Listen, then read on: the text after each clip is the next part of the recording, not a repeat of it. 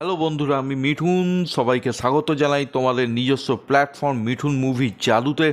গুরুজনদের জানাই আমার প্রণাম, ছোটদের জানাই আন্তরিক ভালোবাসা এবং শুভেচ্ছা। আজকে কথা বলবো রাজ চক্রবর্তী পরিচালিত, শুভশ্রী গাঙ্গুলি এবং আবির চট্টোপাধ্যায় অভিনীত বাবলি মুভিটিকে নিয়ে। সঙ্গে থাকো, দেখতে থাকো মিঠুন মুভি জাদু।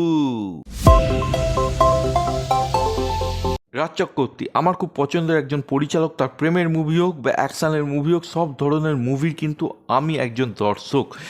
বুদ্ধদেব গুহর অবলম্বনে বাবলিকে যখন তিনি বড় পর্দায় করবে বলে ঠিক করলেন, তখন আমি খুশি হয়েছিলাম, কারণ এই গল্পের মধ্যে একটা প্রেম আছে এবং আমার মনে হয় প্রেমের গল্প এই মুহূর্তে রাজ চক্রবর্তীর থেকে ভালো আর কেউ বলতে পারে না কমার্শিয়াল অ্যাসপেক্টের মধ্যে।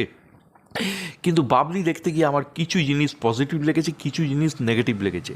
যদি পজিটিভের কথা বলি, এই মুভির সব থেকে পজিটিভ পয়েন্ট বাবলির চরিত্রে শুভশ্রী গঙ্গোপাধ্যায়ের অভিনয় এবং অভির চরিত্রে আবির চট্টোপাধ্যায়ের অভিনয়। দুজনের কেমিস্ট্রি, দুজনের পারফরমেন্স এক কথায় ফাটাফাটি এবং দুজনেই প্রশংসার দাবি রাখেন।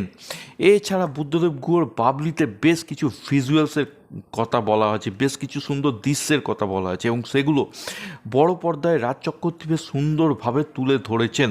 এই মুভির ভিজুয়ালস খুব সুন্দর এবং একটা ঝাঁ চকচকে ব্যাপার আছে গোটা সিনেমাটির মধ্যে।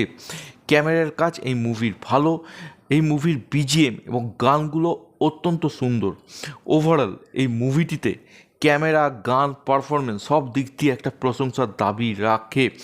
এছাড়া এই মুভিটি মিড 80s লেখা হলো রাজ চক্রবর্তী 1995 এই সময়টিকে তুলে ধরেছেন এবং খুব সুন্দরভাবে তিনি সেই সময়টিকে তুলে ধরেছেন, সেটাও কিন্তু অবশ্যই প্রশংসার দাবি রাখে।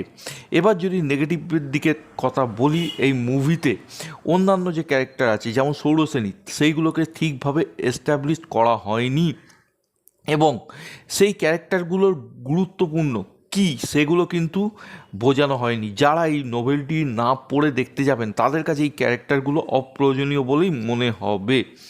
এছাড়া একটা সময়ের পর বাবলির চরিত্রটিকে আমার অত্যন্ত ন্যাকা বলেই মনে হয়েছে। কিছু কিছু দৃশ্য সেকেন্ড হাফের দিকে এতটা স্ট্রেচফুল, এতটা বড় হয়ে গেছে যে একটা সময়ের পর কিন্তু আমার বোরিং লেগেছে।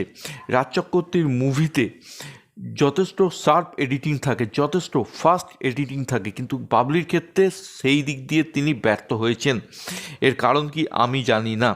ওভারঅল বাবলির পরিচালক এবং বাবলির অ্যাক্ট্রেসরা যদি অন্য কেউ হতো, এই মুভিটিকে নিয়ে আমি রোস্ট করতাম, কারণ বাবলি একটা বিলো অ্যাভারেজ মুভি হয়ে গেছে। সো বন্ধুরা, তোমরা যারা বাবলি দেখেছো তোমাদের কি মনে হয় আমাকে কমেন্ট করে জানাও। আমার কিন্তু বাবলি, আবারও বলছি, একটা বিলো অ্যাভারেজ মুভি লেগেছে। মূলত বাবলি আমার কাছে একটা বোরিং মুভি হিসেবেই কিন্তু গণ্য হবে, যেটা আমি রাজ চক্রবর্তীর ধর্মযুদ্ধ বা রাজ চক্রবর্তীর হাবজি গাবজির থেকে অনেক পিছনেই রাখবো। সো বন্ধুরা, এই ছিল বাবলি নিয়ে আমার অত্যন্ত ব্যক্তিগত মতামত।